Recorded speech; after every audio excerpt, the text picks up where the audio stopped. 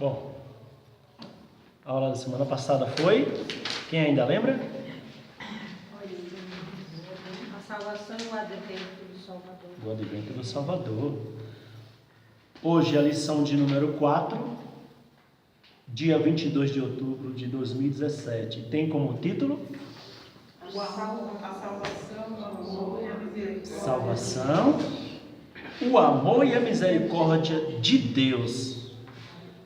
Eu queria aproveitar só esse título para dar uma pincelada rapidinho, só comentando, 3 comentários sobre graça, misericórdia e justiça. Justiça, guarde isso, justiça é eu te dar algo que você merece. Exemplo, eu sou seu patrão, você trabalhou para mim, eu prometi durante 30 dias te dar R$1.000. No final do mês, eu te dou o quê? R$1.000. Eu agi com justiça. Isso é justiça. A Bíblia diz que isso não é graça, isso é justiça, tá? Porque a Bíblia diz que, por exemplo, se você trabalhou para alguém e esse alguém te pagou um salário, nem precisa dizer obrigado se você não quiser. Por quê? Porque não foi graça sobre você naquele momento. Aquilo foi justiça. Como assim? Ele te pagou o que ele te devia. Entende? Agora, se ele te der algo a mais, tudo bem. Aí sim, muito obrigado. Porque você agradeceu por algo que ele te deu. Agora, quando ele te paga o salário do mês, ele não te deu. Aquilo foi justiça. Então, você recebeu o que você merecia, porque foi o combinado, entende? Então isso chama justiça. Você recebeu o que você merecia. Isso é justiça. Ficou claro? Amém. Se eu te der menos, é injustiça. Se eu te der mais, é graça. Porque o que você merecia é aquilo que eu combinei com você. X. Até o X é justiça. Se eu passar disso, já não é mais justiça, é graça. Se eu diminuir do que aquilo que eu prometi, é injustiça, ok? Esse é justiça. Agora vamos para a segunda. Graça, aí sim, é você receber aquilo que não merecia, ok? Você merecia o salário que eu te prometi. Se eu te der algo a mais, como eu disse, esse é graça, é você receber aquilo que não merecia. Eu não estou te devendo, então, mas mesmo assim eu te dei. Então, esse é graça. Agora, a misericórdia já é o oposto. Misericórdia é você não receber aquilo que merece. Misericórdia é você receber, é você não receber aquilo que merece. Como assim? Vamos dar um exemplo. Você prometeu que ia trabalhar para mim, certo? Bom, você trabalha para mim. Aí, a empresa que eu tenho, eu estou levando lá do físico, para você entender. A empresa tem sua disciplina. Se você faltar no seu trabalho, quem trabalha sabe, quem trabalha registrado sabe. Se você faltar numa semana, você perde a sua falta e perde a folga. Se for numa semana de feriado, você perde também o feriado e perde também um benefício que é um ticket referido à alimentação ou cesta básica. Você perde. Então, o que acontece? Porque aí onde entra a misericórdia aí? Mas eu não vou descontar nada de você. Você faltou na empresa. Então você merecia que eu descontasse de você. Porém, eu não descontei nada de você. Ok? Eu vou te dar o pacote completo do mês, como se você tivesse trabalhado uns 30 dias. Bom, isso é misericórdia, porque você não merecia. Por que você não merecia? Por causa da falta, por causa do seu erro. Então você não merecia. O que é que você merecia? Que eu descontasse de você. Então, misericórdia é você receber ou você não receber aquilo que você merece, que é a punição. No campo espiritual, no caso de Deus, é aquilo. Eu errei, eu mereço pagar. Então o que é que eu mereço? O que é que eu mereço? É a pena, a penalidade. Então entra a misericórdia de Deus, a gente vai aprofundar mais para frente.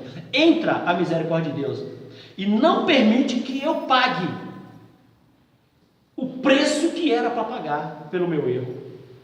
Ok? A gente vai se aprofundar agora aqui. Texto áureo que se encontra na primeira epístola de Pedro 2:10 diz assim: vós que em outro, preste bem atenção que você separa esse texto em duas partes, parte A e parte B. Vós que em outro tempo não ereis povo, mas agora sois povos de Deus, que não tinhais alcançado misericórdia, mas agora alcançaste misericórdia. Eu vou dividir em duas partes, parte A e parte B, como eu disse. A parte A, esse não era povo significa não era filho, ok? Então, isso vocês podem ver em Marcos capítulo 16, versículo 15, quando Jesus manda pregar, ele diz: ide por todo o mundo pregar o evangelho a quem? Aos filhos? Não, a toda criatura. Para que isso aí? Para que a criatura, dando uma resposta positiva, ela se torne filho. E o que é resposta positiva nesse sentido? Você encontra no versículo 16, Marcos capítulo 16, versículo 16, que a resposta positiva é: todo aquele o que crê e for batizado será salvo. Esse ser salvo é se tornar filho. Então a resposta positiva da criatura para que ela se torne filho é crer, ok? Então quando ela crê no sacrifício de Cristo e aceita, então ela se torna o quê? Ela recebe uma coisa que no mundo espiritual é chamado de poder ou de direito. Como assim? Se eu sou a criatura, todos nós somos criatura de Deus, quando aceitamos a Jesus, para se tornar filho, você recebe o poder, ou no campo espiritual chama-se de poder ou direito. Você vê isso em João capítulo 1, versículo 12, diz assim, João 1,12: mas todos quanto receberam, deu-lhe o poder de ser chamado filho de Deus. Poder ou direito de ser chamado de filho de Deus, ok? Esse é o caso. Esse foi o efeito da cruz de Cristo, fazer com que a criatura se tornasse filho. Bom, eu já sou filho de Deus, por quê? Eu creio em Jesus Cristo, eu aceitei a Jesus, certo? Eu confessei, então eu sou filho. Mas para que eu continue sendo filho, aí entra em cena a terceira pessoa da Trindade, ok? Porque, por exemplo, eu aceitei Jesus, então eu sou justificado no momento que eu aceitei, Romanos 5:1, aceitei, então eu sou justificado, então eu sou salvo. Eu sou salvo, mas para que eu continue sendo salvo, eu tenho que viver como salvo. Então, o que é viver como salvo? É permitir que o Espírito Santo trabalhe em minha vida. E mesma coisa, levando para o lado do filho, criatura e filho.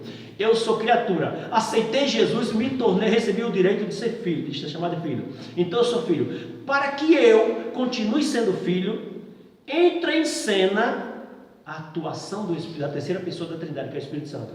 Romanos capítulo 8, versículo 14, diz assim: porque todos os que são guiados pelo Espírito de Deus, esses são filhos de Deus.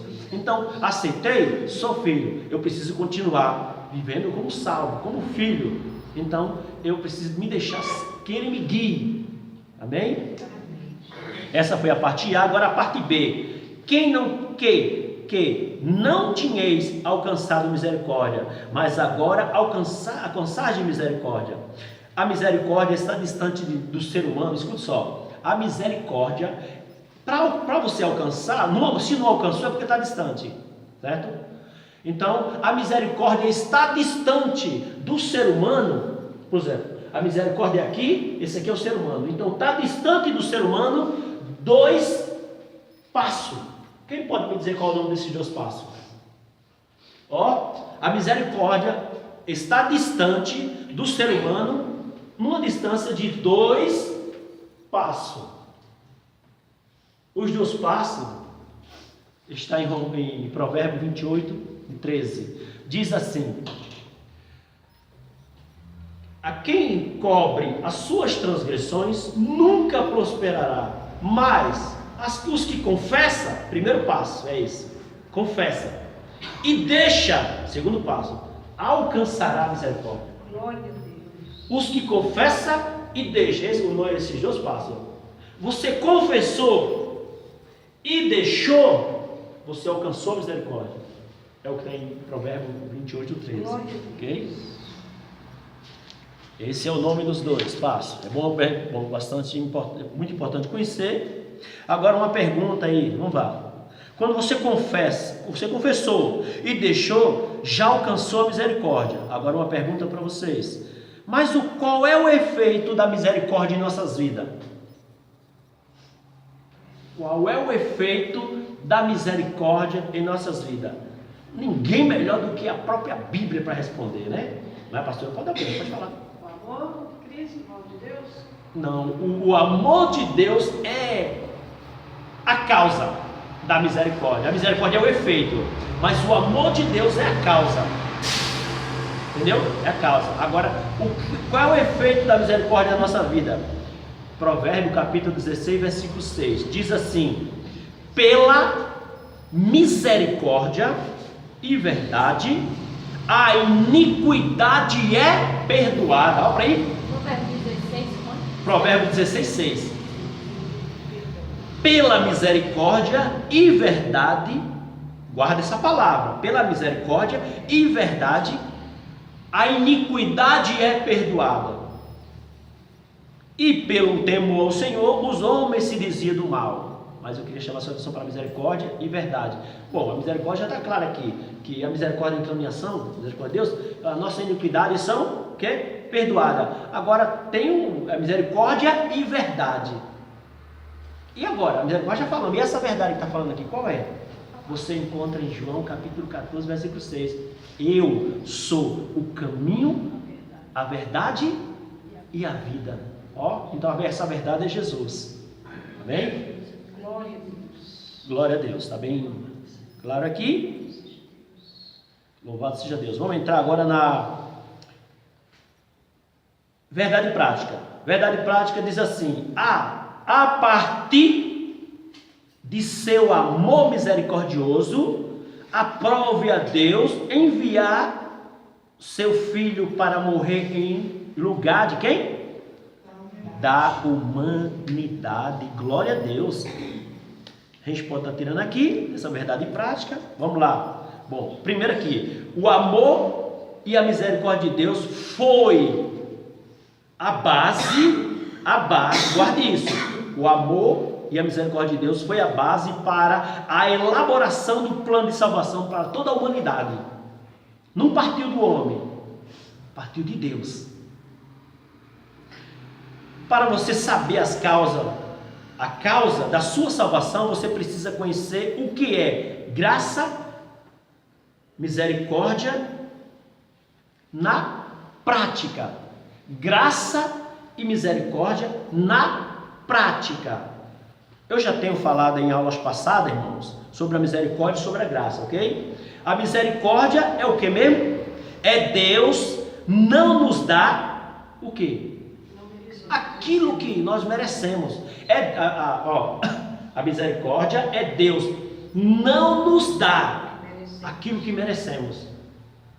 Como assim? Romanos capítulo 3, versículo 23 diz: porque todos pecaram e destituídos estão da glória de Deus. Todos pecaram? Pecaram.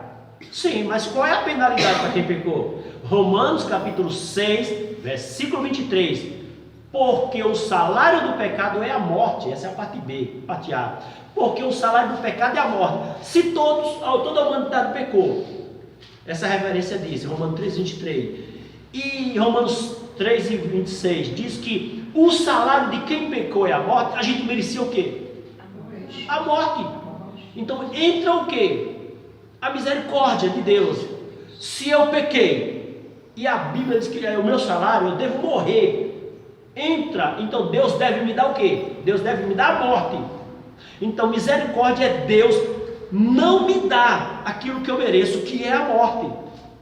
E a prova disso é que você vai ver no Salmo 51, versículo 1, quando Davi peca com Betseba, né, o caso de Davi, está lá escrito que é o caso dele, de Davi com ela.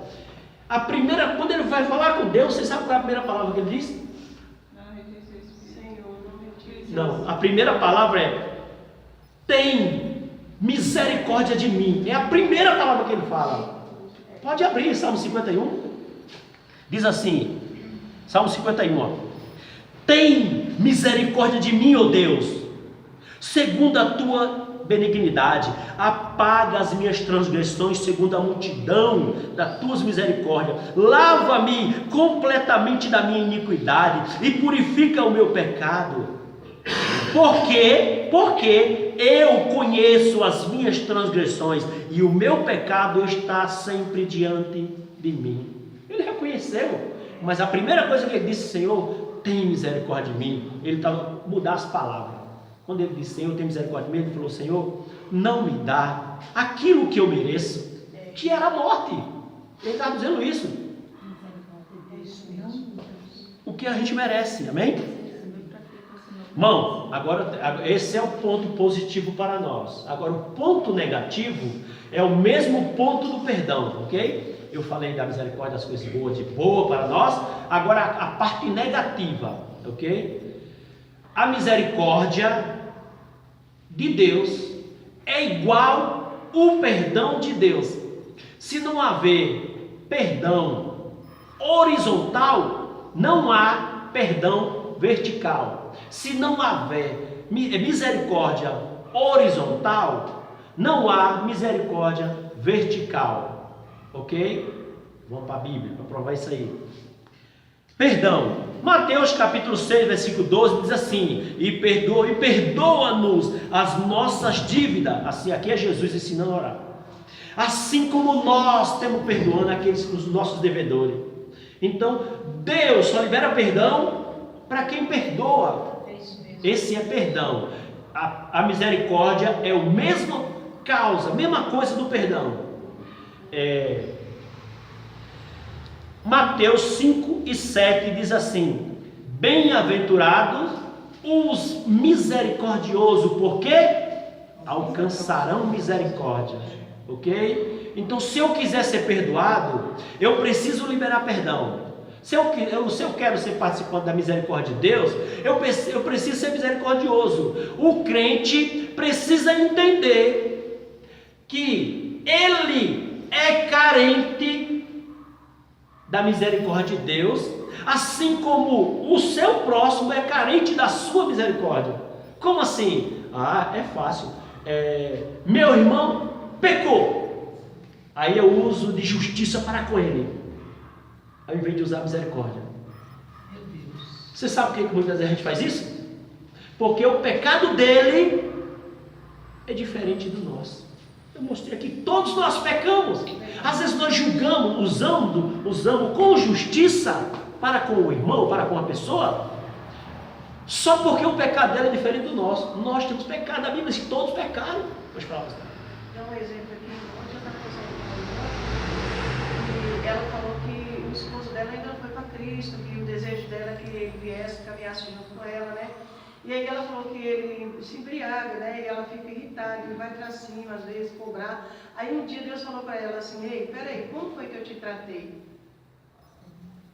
Bem assim, como foi que eu te tratei? Aí ela começou a refletir que Deus nunca tratou ela com palavras, né? Áspera, que tratou ela como um bebê, como uma criança. Aí ela disse que começou a policiar, né? Ela começou, que estava vendo ali que Deus estava trabalhando na vida dela, né? Através daquela atitude, né? É dessa maneira, irmão. Eu, como servo de Deus, só usamos de justiça para com outra pessoa Lembrando que a Bíblia diz que com a mesma medida, né, que você julgar, será julgado com você. Se você usou de justiça para com o irmão, não será usado de graça para com você, nem de misericórdia para com você. Vai ser usado da mesma medida. Entendeu? Nós, voltando aqui a dizer, nós julgamos muitas das vezes com justiça o pecado daquele, só porque o nosso pecado não é igual ao dele, é diferente. Amém? Vou te dar um exemplo básico disso. Uma pessoa que é viciada em cigarro, ele nunca você vai ver ele julgando outro que é viciado em cigarro. Nunca. Por quê? Porque é a ferida dele, ele também é. Agora, se ele tivesse um pecado diferente, tipo, dá exemplo, o meu pecado é mentira, o de fulano é cigarro, para ir fumando, se liberta porque não quer. Por que eu digo isso? Porque o meu pecado não é aquele. É só porque o pecado do outro é diferente do nosso, por isso que a gente julga. Se fosse igual, nós usávamos de misericórdia, nós iríamos dizer o quê? Não, eu sei, eu estou sentindo na pele o quanto é difícil se livrar disso. Você usou de misericórdia, entendeu? Amém? E a graça você já sabe, como foi dito, né? É Deus nos dá aquilo que não merecemos. Isso você encontra em Efésios 2:8, né? Que diz: porque pela graça sois salvos, por meio da fé, não vem de vós, é dom de Deus. Não vem de vós, é dom de Deus. Então, o que Deus dá não é por nós, é por Ele. Amém? Agora eu quero deixar uma coisa bem clara sobre graça. Lembrando que existe graça comum e graça salvadora. Quem pode me dizer quais são? Existe graça comum e graça salvadora. Lembra? Graça é Deus te dar o que você não merece. Isso é graça, é presente de Deus. Existe graça comum e graça salvadora. Vamos lá. Graça salvadora é através da qual Deus salva aos que aceitam Jesus como seu Senhor e Salvador. Essa é a graça salvadora. Graças, você aceitou Jesus como a porta de escape que eu dei? Aceitei. Então aqui, ó, vou dar uma coisa que você não merece. Isso é a salvação, ok? Isso é graça salvadora. Agora,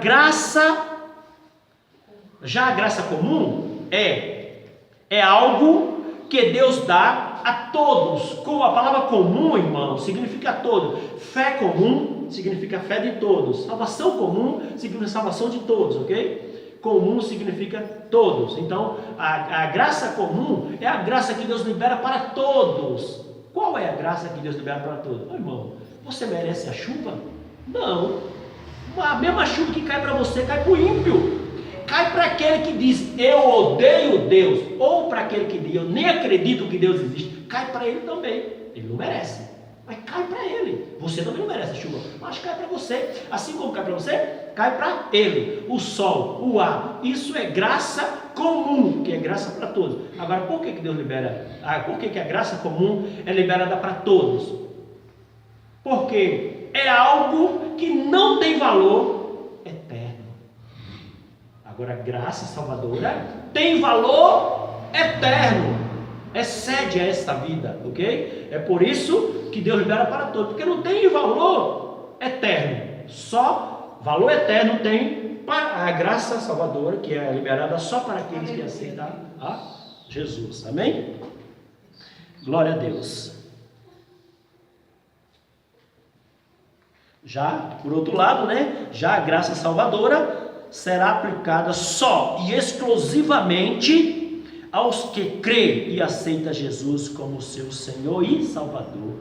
Amém? Eu vejo também, irmão, rapidinho, essa graça, como você falou que estendia sobre todos nós, me levou ao Salmo 19, que você fala, os céus proclamam a glória de Deus, firmemente anuncia as obras do Senhor. É que para todos verem que são obras das mãos do Senhor. Deus se revela pela natureza. E essa referência que eu falei para vocês, que eu acabei de ler, eu citei, Mateus capítulo 5, versículo 45, que diz assim, palavra de Jesus: porque faz que o seu sol se levante sobre maus e bons, e a chuva desça sobre justo e injusto. Olha para ele, isso é a graça comum, amém?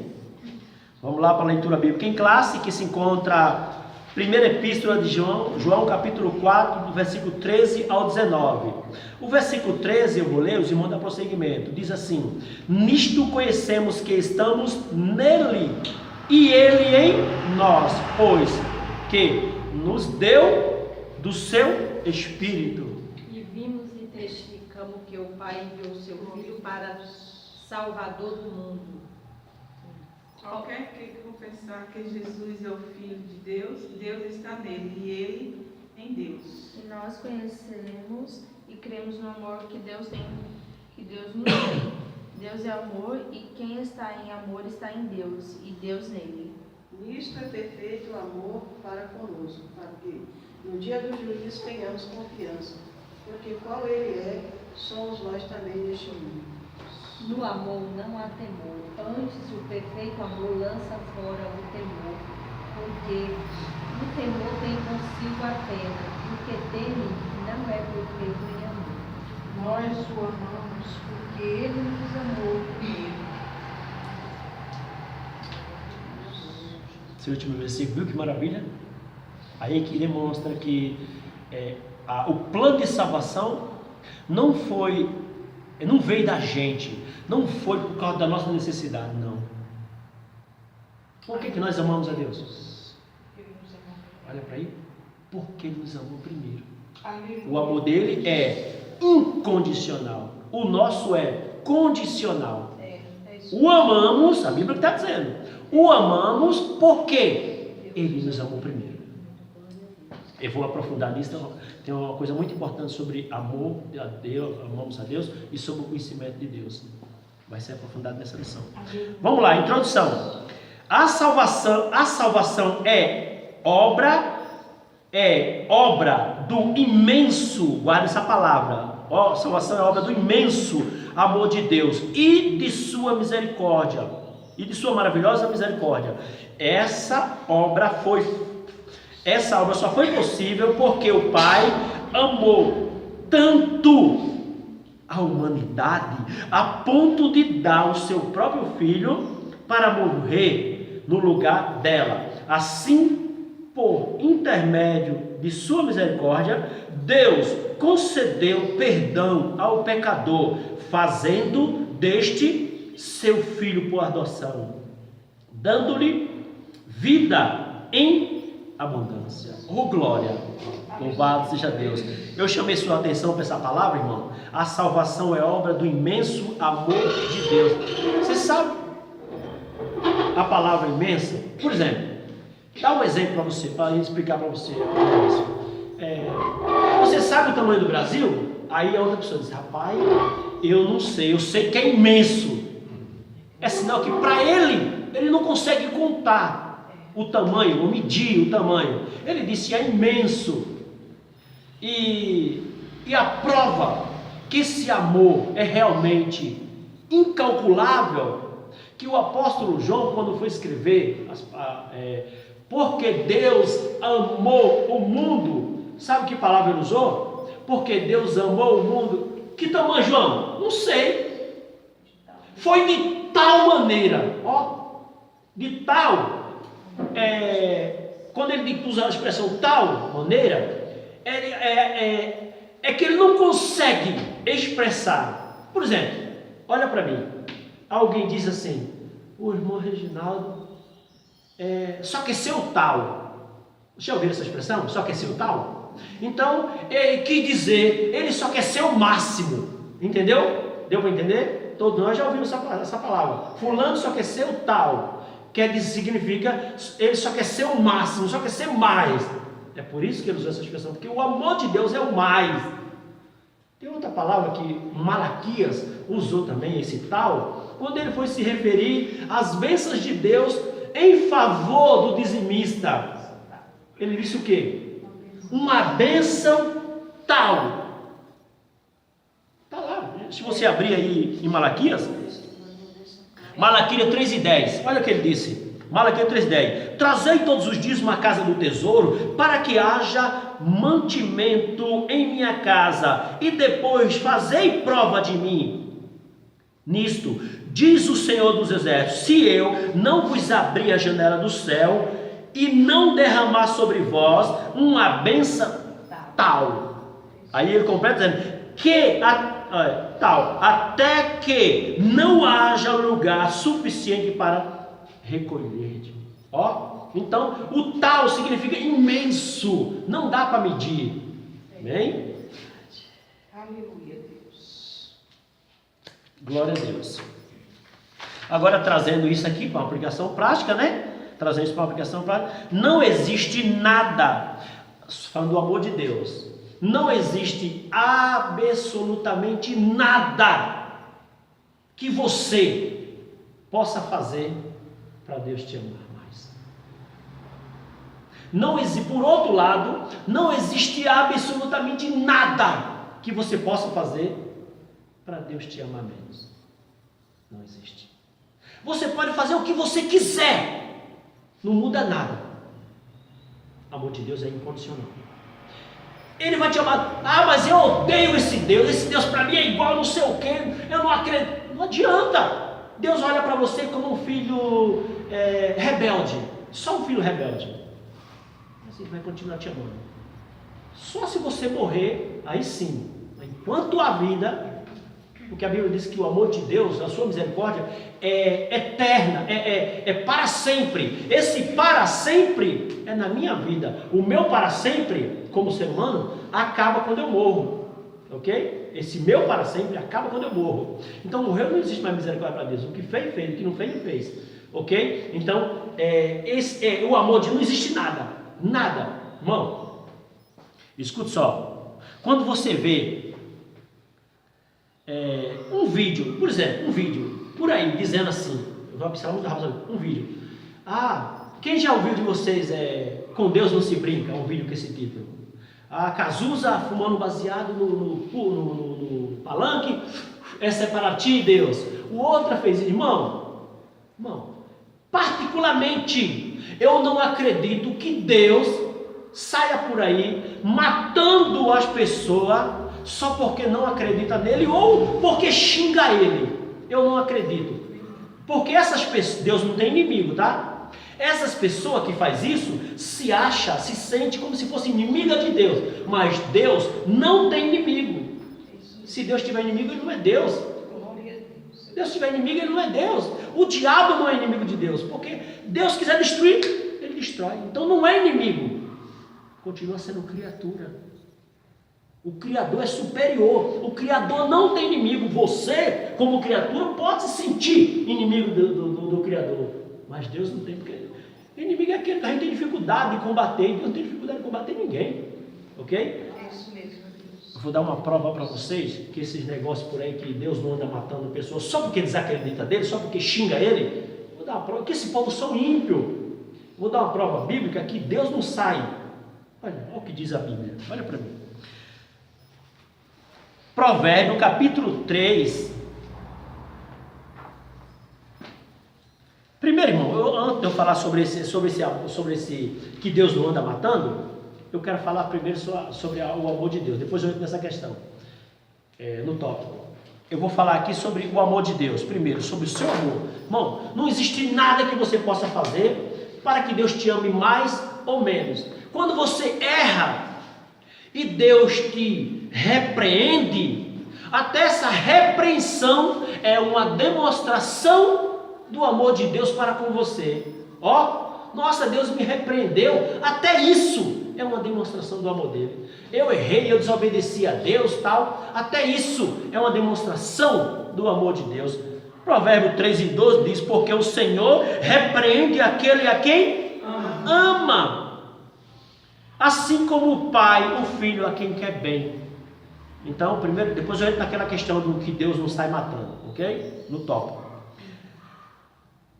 A repreensão de Deus, como eu disse, é uma das provas, né? Para quê? Porque qual é o efeito dela? Por que Deus nos repreende? Você sabe por quê? Para não sermos condenados, né? Muito bem, para que não seja condenado. Com outras palavras, Ele nos repreende para que nós venha a se converter do mau caminho. Conversão é mudança de rota, mudança de atitude. Então, a repreensão de Deus é mais uma prova do seu amor, e a repreensão serve para nós nos converter daquilo que estava fazendo, deixar de fazer. Então, para que volte e não sofra o castigo, como a pastora disse. Ok? Provérbio 1, versículo 23. Atentai para a minha repreensão. Deus disse, ó. Tem gente que está desapercebido, nem liga para a repreensão de Deus. A pessoa está no erro, Deus está lá, cobrando.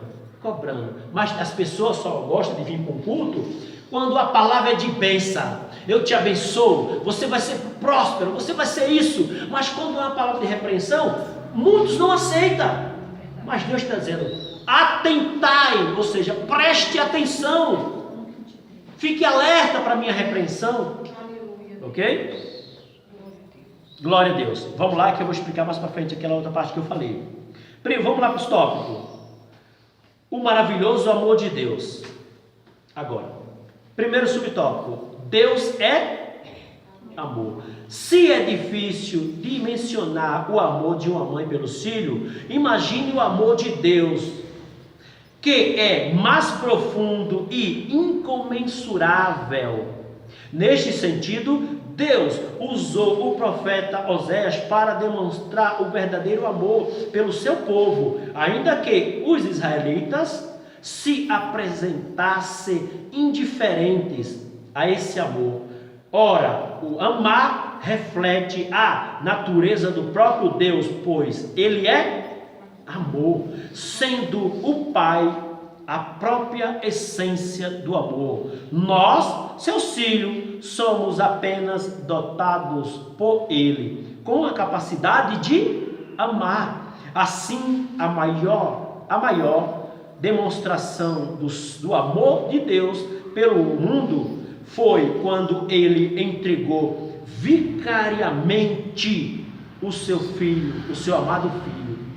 Logo, o objetivo desse amor vai muito além da criação, pois tem na humanidade o seu valor monumental, ou o seu valor enorme, gigante. Vamos lá. Irmão, João capítulo 3 foi citado aqui, versículo 16, diz que Deus é... João 3,16 diz que Deus é o quê? Deus é Deus amor, certo? João 3,16 diz que Deus amor. João 3,16 diz que Deus amou. Primeira epístola de João, capítulo 4, versículo 8, diz que Deus é amor. Lembra? João 3,16, Deus amou. Primeira epístola de João 4 e 8 diz que Deus é amor. Porém, Romanos capítulo 5, versículo 8, não diz que Deus amou, nem diz que Deus é amor, mas diz que Deus prova seu amor para conosco, em que Cristo Jesus morreu por nós, sendo nós ainda pecadores. Não diz que Deus é amor, nem diz que Deus amou, mas diz que Ele prova. É por isso que nós não somos o que falamos. Quem já viu aquele ditado? Falar é fácil, quero ver fazer, né? Nós não somos o que falamos. Nós somos o quê? O que fazemos. Como assim? Mateus capítulo 7, versículo 21 diz: nem todos que me diz Senhor, Senhor, ou que fala Senhor, Senhor, entrará no reino do céu, mas aquele que faz a vontade do meu Pai. Ok? Então nós não somos o que falamos, nós somos o que fazemos. Glória a Deus. Então vamos aqui. Então, como amor é uma demonstração de amor pela humanidade, né? Foi quando Ele deu o seu Filho para morrer por ela, pela humanidade. Esse amor é uma demonstração de amor, ok? Então, você sabe qual é o termômetro da espiritualidade de um homem? Escute só, irmão, olhe para cá. Eu quero saber o quanto eu sou espiritual. Como é que eu faço? É porque eu oro muito? Ah, porque eu leio muito a Bíblia, eu prego muito, eu jejuo, eu faço. Não. Como é que eu sei o quanto eu sou espiritual? Se eu sou muito ou se eu sou pouco? Você sabe como é que é? Qual é o termômetro que mede a sua espiritualidade? Qual é? É o amor. Eu quero saber, irmão, o quanto eu sou espiritual. Eu tenho que ver o quanto eu amo. O quanto eu amo é o mesmo quanto eu sou espiritual. Porque o amor é o termômetro que mede o grau da minha espiritualidade. É o amor. Então vamos lá. O lado espiritual do homem, irmão, por isso que eu estou falando do lado, quanto eu sou espiritual, porque o espírito do homem, dentro dele, para Deus, é como uma lâmpada dentro do homem, o espírito, que através do espírito, Deus não se comunica com o homem através da carne, não, é através do espírito. O homem não adora a Deus por causa da carne, não, é por causa do espírito que está dentro do homem. Porque essa carne só quer coisa daqui, ok? Isso você vê em Provérbios capítulo 20, versículo 27. O espírito do homem é a lâmpada do Senhor que enquadrinha todo o interior, até o mais íntimo do ventre. O espírito do homem é como uma lâmpada, ok? Provérbio 20, versículo 27. Glória a Deus. Agora, irmãos, quem ama está perto de Deus. Por quê? Porque Deus é amor. Quem ama está perto de Deus. Por que você ama? Porque você se aproximou de Deus. Então o amor de Deus foi transmitido para você. Então por isso que você ama. Quem está distante de Deus não ama. Só quem ama é quem se aproxima de Deus. Como assim, não é? Porque quem está distante, o amor dele é condicional. Eu amo se tu me amar. Quem está perto de Deus, não. Recebe o amor de Deus que é incondicional. Eu amo sem Ele me amar. Ok? E, irmão, qual é um dos sintomas de quem está perto de Deus? Um dos sintomas, repare. Um dos sintomas de quem está perto de Deus é que Ele tem prazer em dar. Por quê? Lembra? Deus amou o mundo de tal maneira, só isso? Não. Que deu. Então quem ama está perto de Deus. E quem está perto de Deus tem prazer em dar, em doar. Deu para entender? Em se gastar. Quem ama tem prazer em dar, em ajudar ao próximo. Porque foi isso que comprovou que Deus ama. Porque Deus não só ama, a Bíblia diz só que Ele ama, mas que Ele prova seu amor. Quando? Quando deu.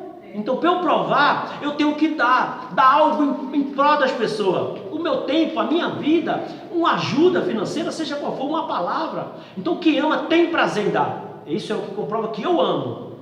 Ok? Primeira Epístola de João, capítulo 3, versículo 16, diz assim: conhecemos o amor nisto, que Ele deu. Olha, primeiro passo é Jesus, que Ele deu a sua vida por nós, certo? Conhecemos o amor nisso. O quê? Como é que você conhece? Que Ele deu a sua vida. Agora, para nós, como é que funciona? O restante do versículo. E nós devemos dar a nossa vida pelo irmão. Isso é o que comprova que a gente ama, que a gente está perto de Deus. Quem ama está perto de Deus. E quem está perto de Deus tem prazer em agir em favor do outro, ou age como Deus agiu. Escute só. Quem ama, como eu disse, tem prazer em dar, em doar o bem, em doar, em fazer para as pessoas, como Deus, a prova dele foi esse, Ele fez. O oposto também é verdade. Quem está distante de Deus, sabe qual é o pensamento dele? É o mesmo pensamento da sanguessuga. Quem lembra da sanguessuga? O que a Bíblia fala sobre a sanguessuga? A sanguessuga tem o quê? Ela tem duas filhas. Qual o nome das duas? Isso, o nome das duas é dá Esse é o nome das duas. Então, quem está distante de Deus age dessa maneira. Quem está perto tem prazer em dar. Quem está distante só quer receber. E se alguém colocar ele para fazer algo, ou pedir a ele algo, ele analisa o fazer para ver se ele vai ter um lucro no final. Se não, ele não põe a mão. Então ele não tem prazer em ajudar. Ok? Provérbio, capítulo 30, versículo 15, diz assim: a sanguessuga tem o quê? 2 filhas. O nome de um é Dá e o da outra é Dá. É só dá, só quer. Ok? Provérbio 30, 15. Estas 3 coisas nunca se farta, e com a 4ª nunca se dizem basta. Quem ama tem prazer em ajudar o próximo, ainda que para isso ele se desgaste fisicamente, ele se desgaste. Vamos para a palavra do apóstolo Paulo? Sabe o que o apóstolo Paulo falou? Segunda carta aos Coríntios, capítulo 12, versículo 15. Olha para mim, ele dizendo: eu de muita boa vontade me gastarei e me deixarei gastar por amor a vossas almas. Olha o que ele completa dizendo: ainda que amando-vos cada vez mais, seja menos amado. Ainda que amando cada vez mais, seja menos amado. Isso que é amor incondicional. Amém? Então a aplicação aqui é: quem está perto de Deus tem prazer em dar, tem prazer em se deixar gastar pelas pessoas. Porém, quem está distante de Deus se gasta só se tiver algum tipo de resultado para ele, algum lucro para ele. Glória a Deus. Vamos para o segundo subtópico. Diz assim: um amor que não se pode conter. É isso? Glória a Deus. Deus sempre amou o ser humano, a criação do homem e da mulher por si mesma é a prova desse amor divino.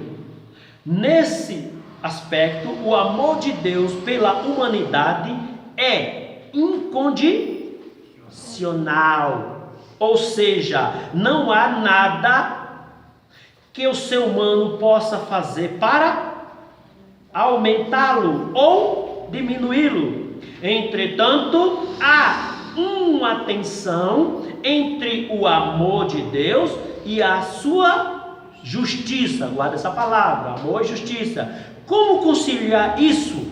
As Escrituras mostram que o ser humano escolhe abandonar esse ato de amor,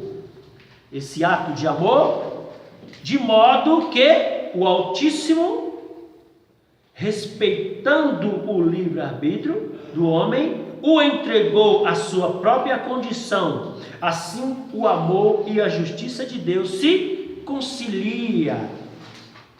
Agora vamos para a prática, que a gente pode estar explicando aqui. Vamos lá. Primeiro aqui, o amor como algo que não se pode conter, significa que não existe nada, como eu disse, que você possa fazer para Deus te amar mais ou para Deus te amar menos. Não importa o que você vai fazer, para Deus te amar mais ou para Deus te amar menos. Interessante que às vezes quando a gente aceita Jesus, nós se sente um tal: agora Deus me ama mais porque eu não peco tanto. Não, engano seu.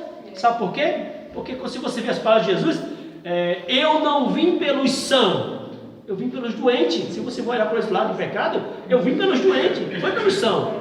Se nós já se sentimos são, não foi por nós que ele veio, foi pelos doentes, foi pelo mais miserável pecador, né? Agora eu quero falar sobre aquilo que eu comecei a falar, ok? Do amor, dos vídeos, que Deus não anda matando pessoas por aí. Guarde isso. Deus não anda, irmão. Tem gente que até compartilha, até acredita, eu também já acreditei que, nossa, não sei o que, Deus matou por causa. Deus não mata por causa disso. Deus não sai matando o ser humano só porque o ser humano zombou de Deus. O ser humano, ele vai ter castigo, mas não é agora. O castigo é no final. E Deus não sai matando, por quê? é prejuízo para Deus. Você sabia disso? Sabia? É prejuízo para Deus? Ele tirar a vida do ímpio é prejuízo. E ele não tem prazer. Então não acredite nisso que Deus sai matando porque alguém desacreditou dele ou xingou ele. Quem xinga Deus é ímpio. E Deus não mata. Vamos para a Bíblia? Lembra na oração de Jesus? Primeiro falar de nós. A oração de Jesus. Olha as palavras de Jesus sobre isso. Mateus capítulo 5, 44. Mateus 5, 44 diz assim: eu, porém, vos digo, amai os vossos inimigos. Ô irmão, que é isso? Jesus mandando eu fazer uma coisa que ele não faz. Olha para aí. Não pode. Jesus está nos ensinando aquilo que ele faz. Está dizendo aqui, Mateus 5, 44. Amai os vossos inimigos e bendizei os que vos maldizem.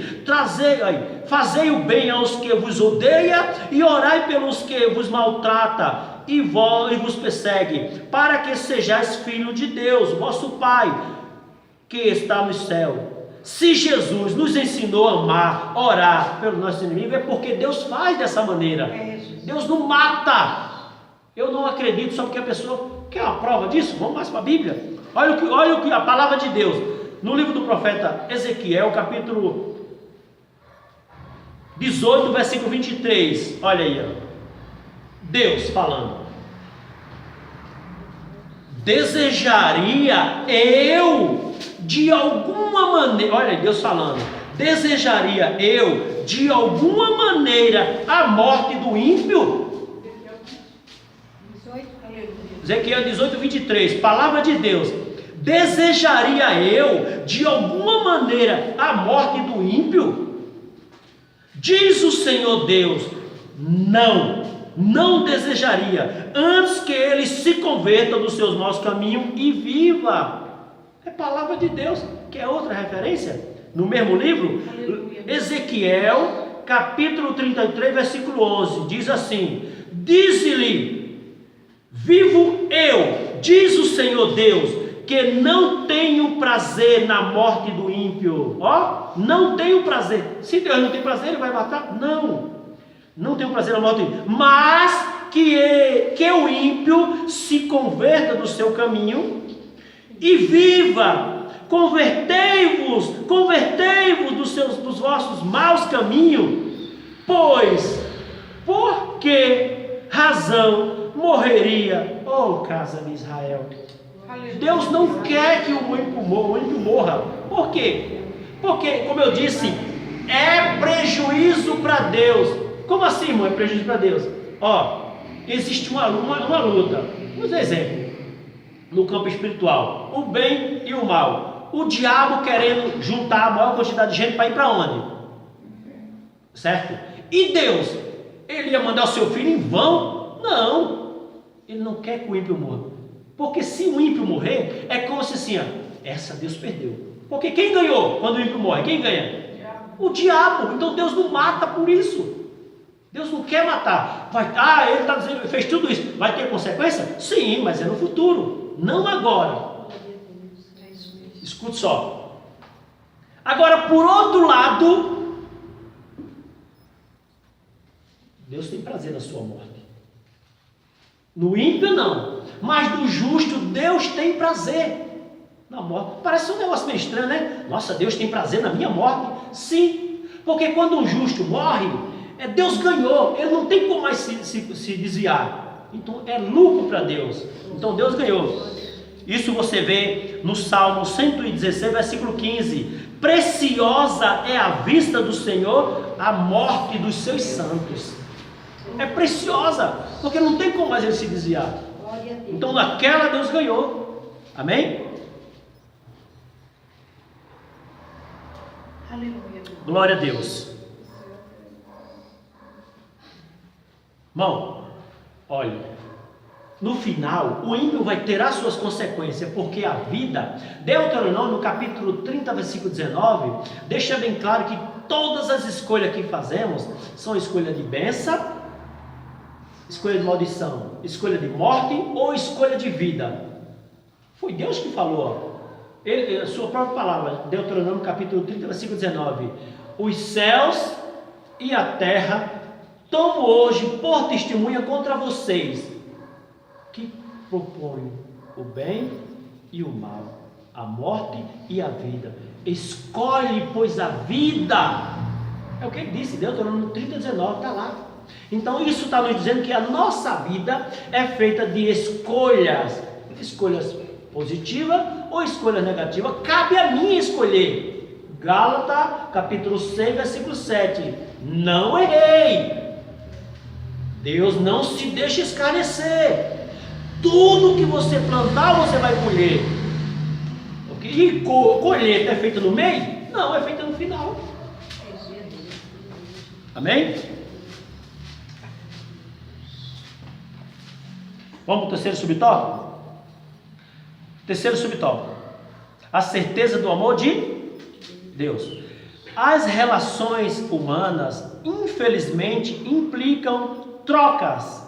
Por isso, certa dificuldade de compreendermos a gratuidade do amor de Deus. Pensamos que quando o decepcionamos com nossas atitudes e pecados, ele vira as costas para nós, como fazem as pessoas quais frustramos com as nossas ações. Ora, havendo quebrantamento de coração, verdadeiro arrependimento e atitude de retorno sincero, Deus jamais abandona os seus filhos, ainda que estes o tenha ofendido.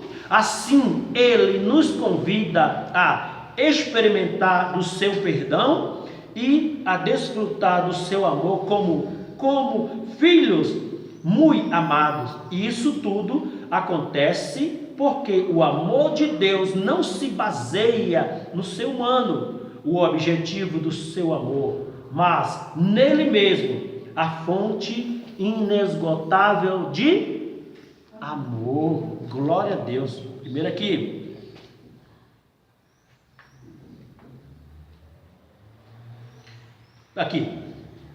uma das certezas que temos do amor de Deus é que, mesmo quando o homem comete pecado, Deus não vira as costas para ele, não vira as costas para ele. Ou seja, mesmo o homem tendo cometido o pecado, Deus não se afasta dele, é ele que se afasta de Deus.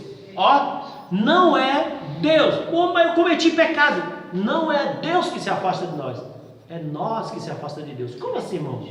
Olha o primeiro casal. A Bíblia diz que, como de costume, Deus vinha ao encontro de quem? De Adão e Eva. No começo, como de costume, né? Deus vinha. Agora, foi Deus que se escondeu? Não, foi eles que se esconderam, eles que estavam fugindo de Deus por ter cometido o pecado. Gênesis capítulo 3, versículo 8, de 8 a 10. E ouviram a voz do Senhor Deus que passeava no jardim pela virada do dia, e esconderam-se Adão e a sua mulher da presença do Senhor Deus entre as árvores do jardim.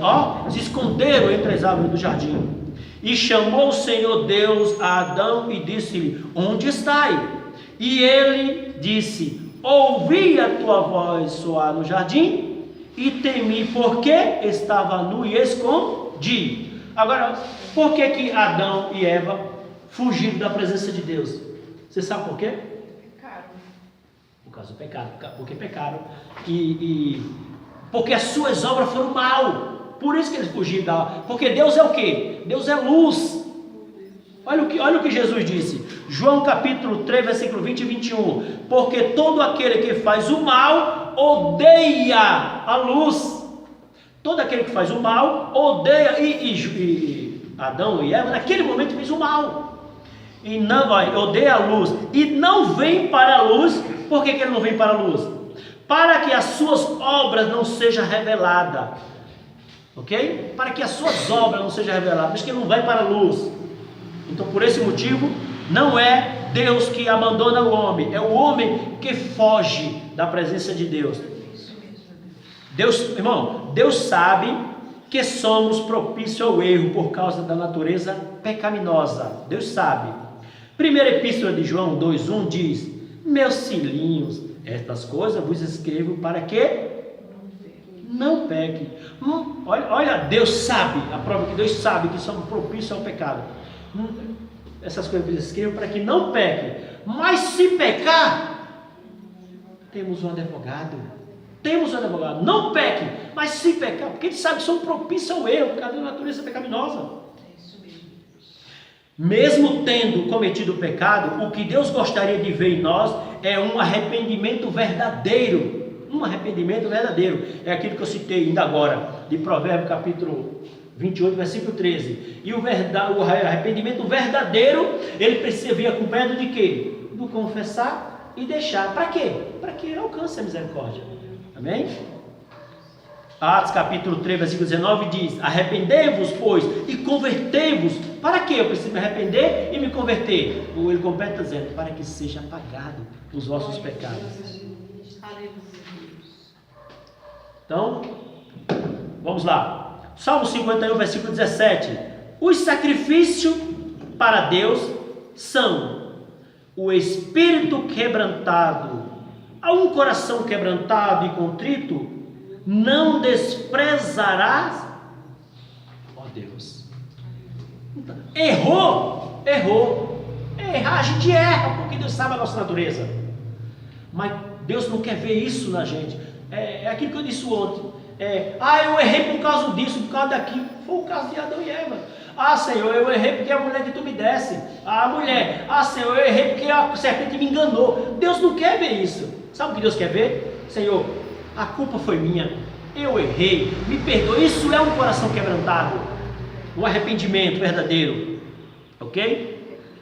O verdadeiro arrependimento, ele vem acompanhado de convenção. Convenção significa mudança de rota ou mudança de atitude. Segundo os Coríntios 5,17 diz: assim que se alguém está em Cristo, nova criatura é. As coisas velhas se passaram, eis que tudo se fez novo. Amém? Então, quando Deus olha para nós, Ele quer saber se queremos viver em novidade de vida. Irmão, eu aceitei Jesus, mas hoje eu pequei. Deus quer saber se eu quero. Então a minha novidade de vida vai ser daqui para frente de novo. É novidade, ok? A velha natureza tem que estar sempre morrendo. Essa natureza que existe dentro da gente, ela não morreu de imediato, porque senão a gente não pegaria mais. Ela tem que ir morrendo aos poucos. Amém? Então o interesse de Deus é que se nós queremos viver em novidade de vida. Romanos 6 e 4. Olha o que diz. Deixa eu ver isso aqui, Romanos 6 e 4.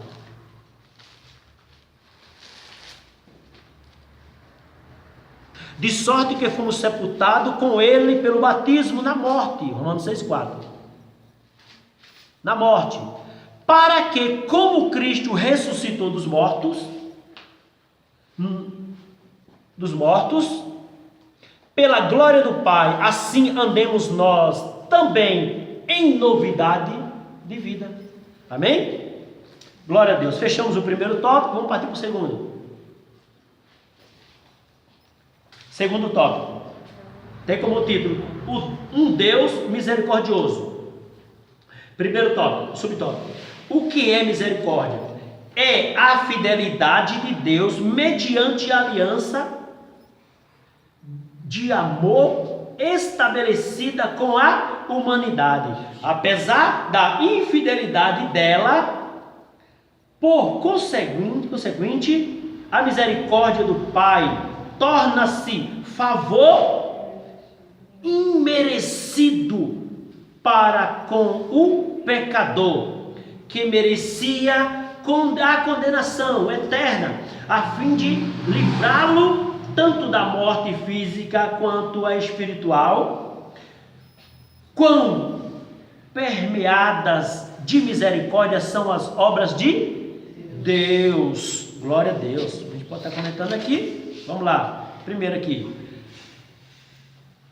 Podemos dizer que a misericórdia é um sentimento despertado pela miséria alheia. Ó, misericórdia é um sentimento que Deus sentiu ao ver o estado da humanidade, uma miséria alheia, a miséria dos outros, o estado dos outros. O Senhor falou na sua palavra, Deus olhou do céu para a terra e não viu nenhum justo. Então Deus se comoveu com a situação da humanidade. Então é isso.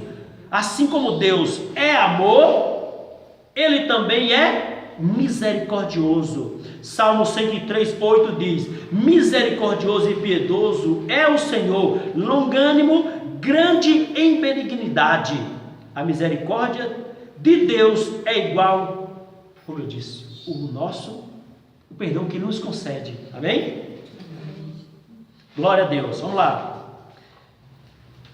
Eu queria ler essa referência aqui, Lamentações 3:22. Irmão, primeiro aqui, ó. Muita coisa ruim acontece com a humanidade, que você vê por aí, com a humanidade. Mas o pior não acontece por causa da misericórdia de Deus. O pior, o que é o pior? Ó, tem país se preparando para exterminar a humanidade. Eles estão elaborando uma bomba, principalmente na Coreia, estão elaborando uma bomba que é capaz de destruir o planeta Terra. Não estou dizendo destruir o inimigo dele, não. É destruir ele mesmo. Porque se destruir o planeta Terra, ele está no outro planeta? Não, ele está no planeta Terra também. Então é destruir até o próprio, ele mesmo que criaram esse. É tipo assim, eu me mato, mas eu destruo o meu inimigo.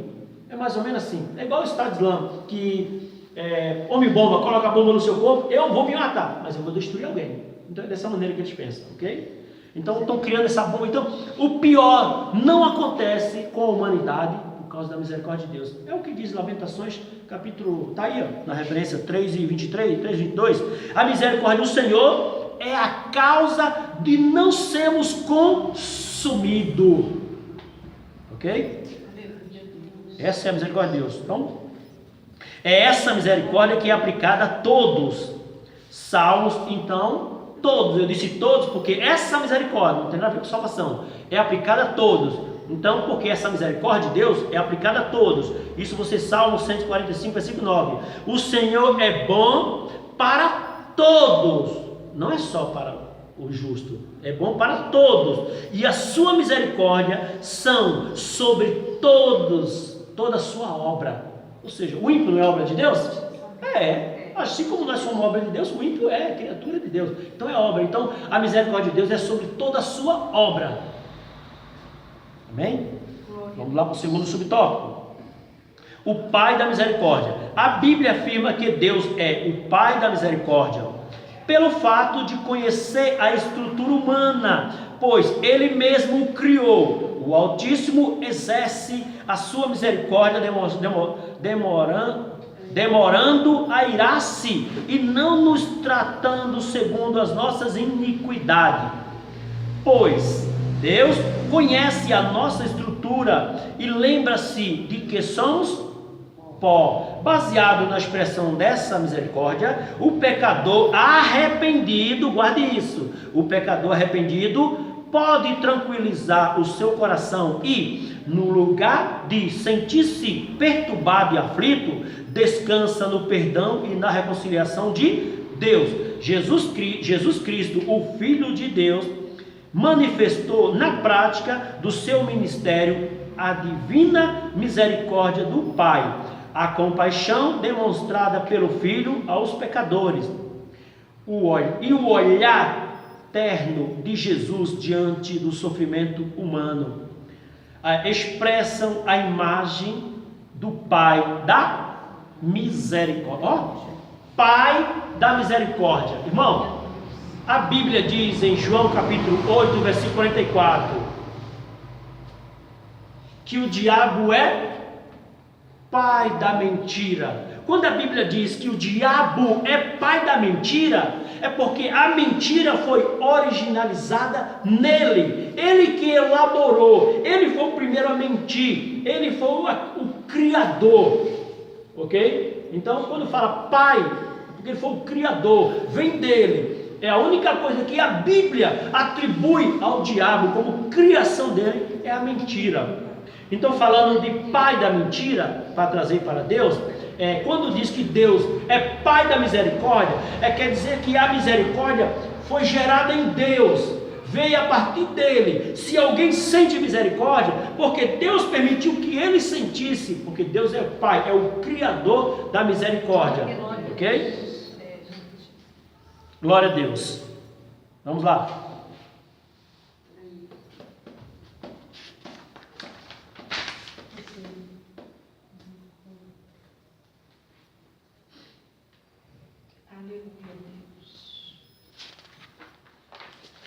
Vamos entrar aqui no terceiro, é isso? Misericórdia aí? Com o pecador.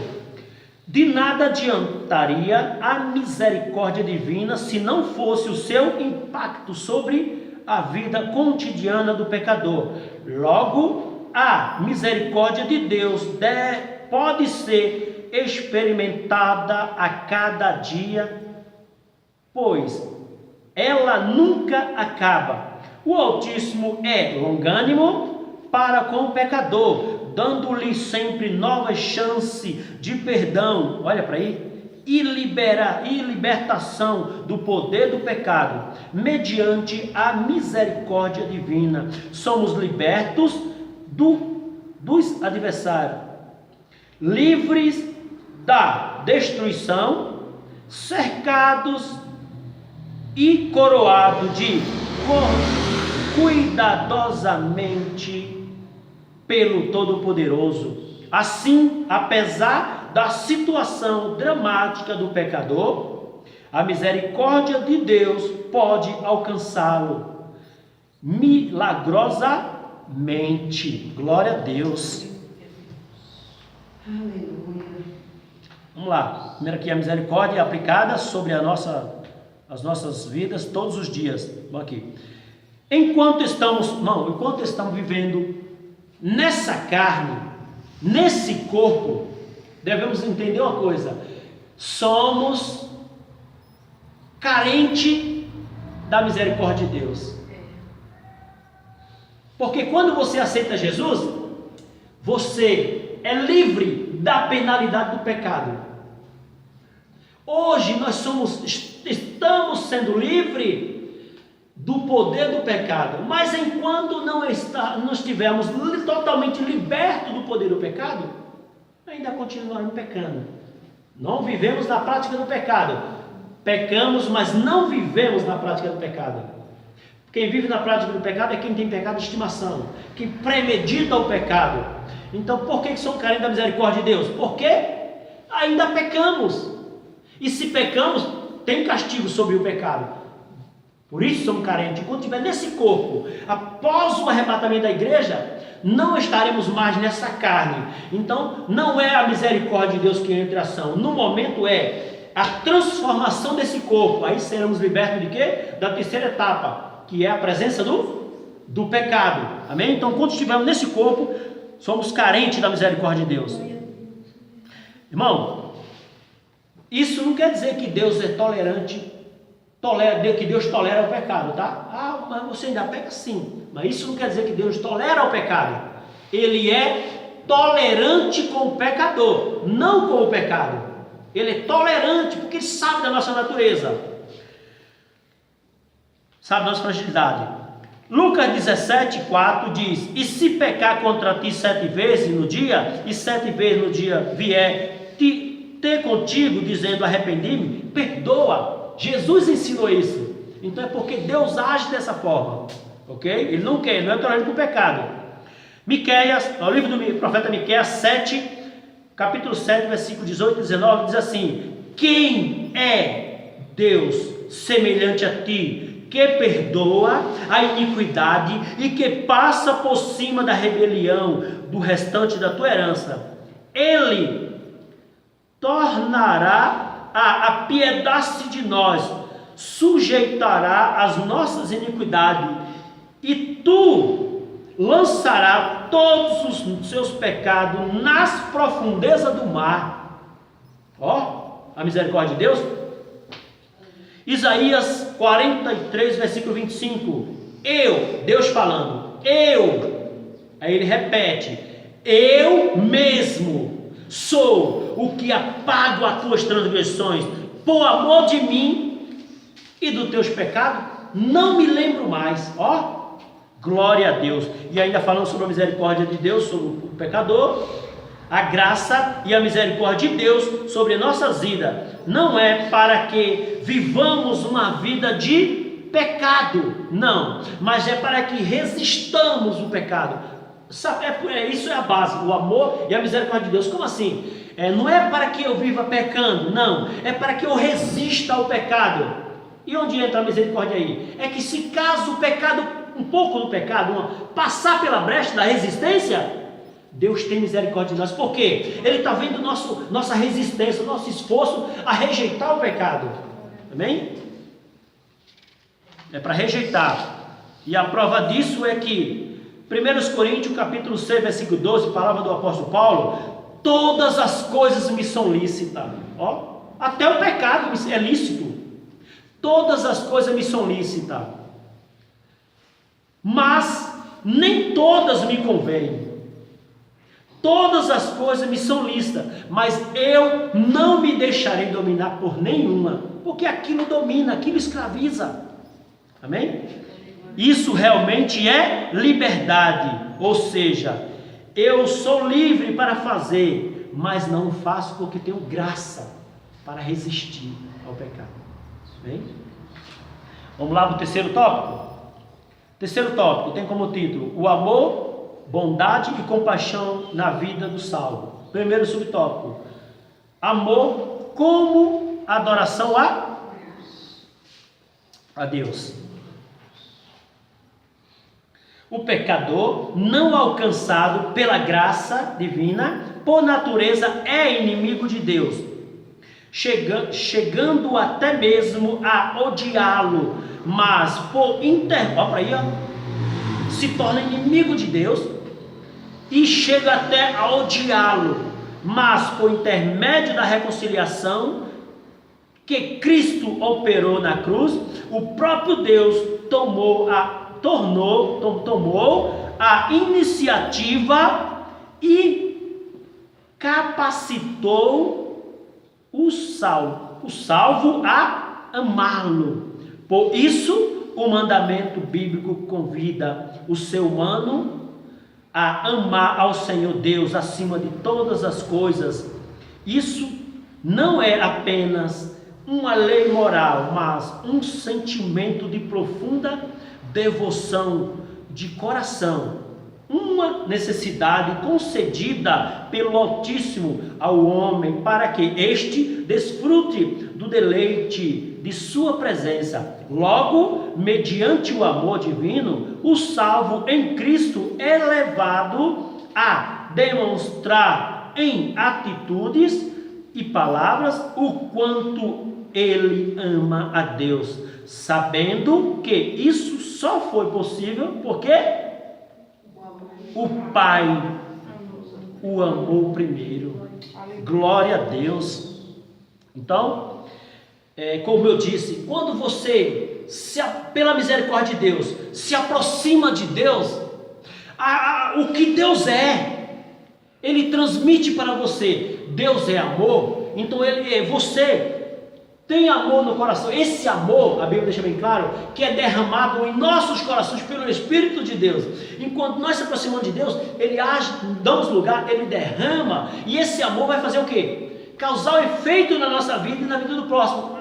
Eu vou amar o meu próximo mais do que o ímpio. O ímpio, ele ama com o quê? Com interesse, porque é o que o amor dele? É condicional. Eu te amo se tu me amar, eu te dou se tu me der. É dessa maneira. Eu faço por você porque você faz por mim. É dessa maneira. Enquanto quem se aproxima de Deus já não pensa mais assim. Pensa assim: bom, a minha parte eu fiz. Bom, qual é a sua parte? É amar, é fazer, sem esperar nada. E não se cansa. Quem está em Deus não se cansa de fazer. Tem gente que até faz uma coisa boa, faz a segunda, faz a terceira, chega, caramba, só eu que faço e fulano não faz. Então, não é o amor de Deus que está no coração daquela pessoa, ok? Quem ama não pode se cansar. Porque imagine, irmão, se Deus se cansasse do irmão Reginaldo, até hoje. Aí, eu já salvei você, você já sabe. Mas não peque não, senão você morre. Você não, como ser humano, não tem condição de viver sem pecar. Então, até o dia da minha morte ou do arrebatamento da igreja, sou carente do amor de Deus. Então, se eu sou, alguém também é carente do meu amor. Amém? Glória a Deus. Aleluia, Deus.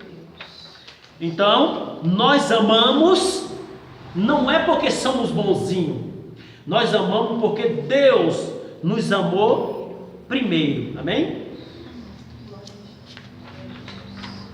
Vamos lá para o segundo. Amor ao próximo. Porque o amor de Cristo nos constrange, escreveu o apóstolo Paulo. Essa é a razão de o crente amar o seu irmão. Esse amor não nos constrange a amar o próximo, porque Cristo morreu por eles, igualmente. E quando fazemos o bem a quem pratica, olha essa palavra, e quando fazemos bem a quem pratica, a quem precisa, fazemos ao próprio Senhor. De acordo com a parábola do bom samaritano, devemos amar o nosso próximo, não a quem escolhemos. Olha para aí, devemos amar ao próximo, não a quem escolhemos. Louvado seja Deus. Mas a quem aparece diante de nós durante a caminhada da vida, embora as relações sociais estejam precárias. No contexto moderno, devemos amar o outro sem esperar algo em troca. Assim evitaremos a frustração, o rancor e a exigência, além do que se pode dar. O nosso desafio é simplesmente amar. Glória a Deus. Vamos lá. Então, 2 Coríntios 5,14, porque o amor de Cristo nos constrange, julgando nós assim, que se um morreu por todos, logo todos morrem. Hoje nós entendemos que a dor do outro também é nossa, a fome do outro também é nossa, mas só quem entende isso é quem tem o amor de Deus no coração. Mesmo tem pessoas dentro da igreja do Senhor que não tem esse sentimento, não tem isso, tem seu individualismo, cria o seu grupinho. Pode prestar atenção, em todas as igrejas são assim, sempre tem aqueles que criam seus grupos com individualismo. Tem grupo de pessoas dentro da igreja que pouco fala com outras pessoas, eles falam mais entre si. Então precisa esse amor de Deus, precisa abrir o coração para que esse amor de Deus entre, para que ele possa causar um efeito. Que efeito? É eu olhar para o outro e perceber que a dor dele é a minha, a necessidade dele é a minha, mas eu só vou conseguir fazer isso se o amor de Deus está no meu coração, e o amor de Deus só vai entrar no meu coração se eu abrir o coração para ele. Amém? Romanos 12,15 diz: alegrai-vos com os que se alegram e chorais com os que choram. É assim? Irmão, quando você faz algo em favor do seu próximo, no mundo espiritual, é como se você estivesse fazendo para o próprio Deus. Essa referência que você viu aí, primeiro quero ler uma referência aqui, Provérbio, capítulo 19, versículo 17, diz assim: ao Senhor empresta, olha para aí, ao Senhor empresta o que se compadece do pobre ou do necessitado, Mateus capítulo 25, versículo 40 diz: e respondendo o rei lhes dirá: em verdade vos digo, quando fizeste a um destes pequeninos irmão, a mim me fizeste. Essa passagem é aquela que diz assim, que o Senhor dirá assim: vinde bendito meu Pai, receber por herança, como está preparado desde a fundação do mundo. Por quê? Quando eu, Jesus dizendo, tive fome, vocês me dessem de comer. E eles vão perguntar ao justo: Senhor, quando eu te vi com fome? Ele vai dizer: quando você alimentou os pequenininhos, a mim você fez. Então no mundo espiritual, quando você faz ao próximo, você está fazendo para Deus. Amém? Glória a Deus. A gente vai para onde agora? Fechar o terceiro? Terceiro, o amor como serviço diaconal. Diaconal é ao próximo, você vai fazer o próximo, é quem trabalha pelo próximo. Quando Jesus lavou aos pés dos discípulos, ele ensinou na prática um estilo de vida que deveria caracterizar seus discípulos, ou seja, o de um servir ao outro, o serviço em favor do próximo, uma vida sacrificial em favor de quem está perto de nós. Demonstra na prática a grandeza do amor de Deus. Os que estão em nossa volta reconhecem isso. Amar uns aos outros é a maneira mais eficaz de demonstrar ao mundo que somos seguidores de Jesus. A palavra de Deus nos ensina que expressar afeto de misericórdia é um estado de bem-aventurança que o Pai nos concede, pois igualmente podemos ser objeto dessa mesma misericórdia. É aquela passagem que eu referi. Amém? Então, quando eu preciso também ser misericordioso, eu preciso reconhecer que sou carente do amor. Por que eu preciso reconhecer? Porque senão eu não amo. Eu preciso reconhecer que sou carente da misericórdia de Deus. Por que eu sou carente? Porque eu ainda peco, eu erro. Então eu sou carente da misericórdia. Porque eu preciso reconhecer que sou carente. Se eu não reconhecer que sou carente, eu não vou ter misericórdia do outro. Porque eu penso que o outro também não é carente da misericórdia. Eu sou carente da misericórdia. O outro também é. Amém? Glória a Deus. Vamos lá. Então devemos procurar fazer tudo aquilo que o Senhor nos ensinou, que nos mandou. Aliás, o Senhor espera de mim e de vocês muito mais do que o que Ele pediu. Sabia disso? Deus, nossa irmão, Deus espera, Deus, por exemplo, Deus, como a liderança da igreja, ela pede para você fazer uma coisa, mas ela espera de você que você faça mais do que aquilo que ela te pediu. Diante de Deus, é considerado um servo o quê? Inútil. Quem faz só aquilo que foi mandado fazer, olha para aí, é um servo inútil. E quem é um servo útil? É aquele que excede, que faz mais do que alguém pediu para ele fazer. Então é dessa maneira. Então Deus espera que nós, isso está em Lucas 17:10. Espera, né?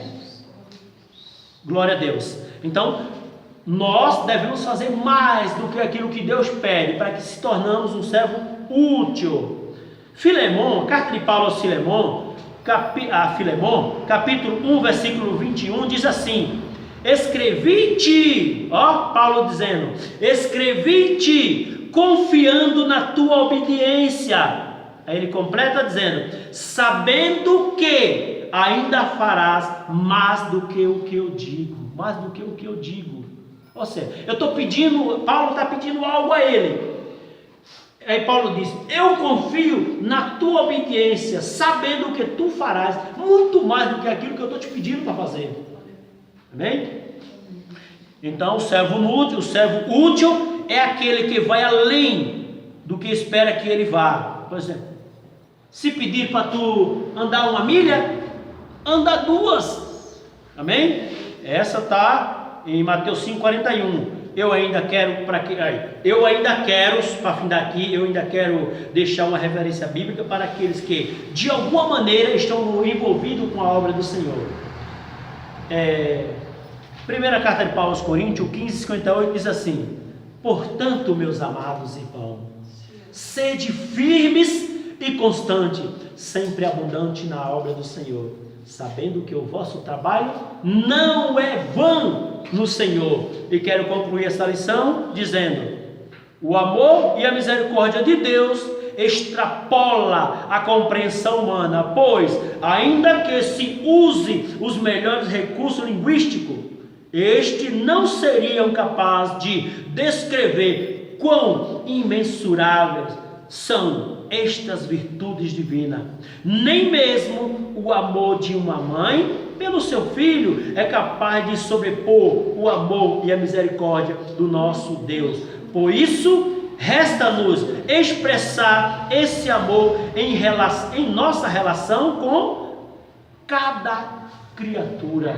Não é cada filho de Deus, não, é com cada criatura. Amém?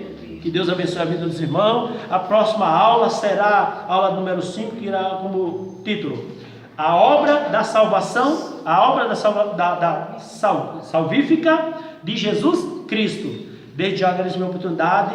Em nome de Jesus, peço para a pastora dar o termo e fazer a oração. Pastora Maria, pastora Helena.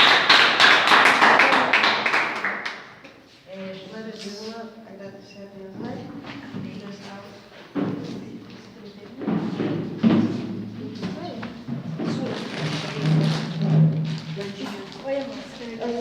Jesus. E aqui é aquela oferta que a gente sempre para comprar revista. Hoje eu não trouxe, amanhã. Aleluia, Jesus. Graças te damos, Senhor. Bem proveitosa a nossa alma, sempre será, né?